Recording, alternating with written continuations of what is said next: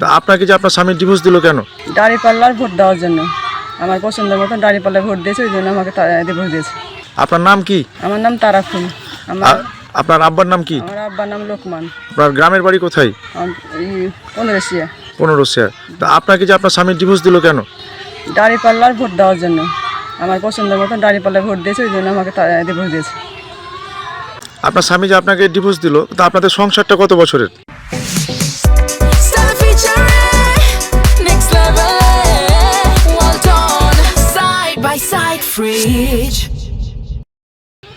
31 বছরে। 31 বছরের সংসার। কিন্তু এই 31 বছরের সংসারে জীবনে আপনি কি এর আগেও দাঁড়িপাল্লায় ভোট দিয়েছেন? দিয়েছি, যখন ছিল প্রথমে তখন দিয়েছি, আমি দিয়েছি। কিন্তু আপনার স্বামীর সাথে কি রিসেন্ট এই কিছুদিনের মধ্যে কোনো দ্বন্দ্ব হয়েছে বা ঝগড়াঝাটি হয়েছে? কোনো সমস্যা হয়নি, কোনো ঝগড়াঝাটি কিছু নেই আমার। কিন্তু আপনাকে এমনিতেই আপনি দাঁড়িপাল্লা ভোট দেওয়ার কারণে আপনার স্বামী আপনাকে ডিভোর্স দিয়েছে? জি। আর অন্য কোনো সমস্যা নাই? কিন্তু এখন আপনি কি চাচ্ছেন? আপনার স্বামী যে আপনাকে ডিভোর্স দিয়েছে, আপনি কি চাচ্ছেন? আমি এখন নিঃসন্দেহভাবে এখন চলতে চাই। আমার স্বামীর কাছে আমি আর যাইতে চাই না। আমি নিজের পথে এখন চলতে চাই। আমি নিজভাবে নিজ স্বাধীন। বাংলাদেশ জামাত ইসলামের কাছে আপনি কি চাচ্ছেন? আমি যেটা আমি বিজয় সেটাই আমি চাই।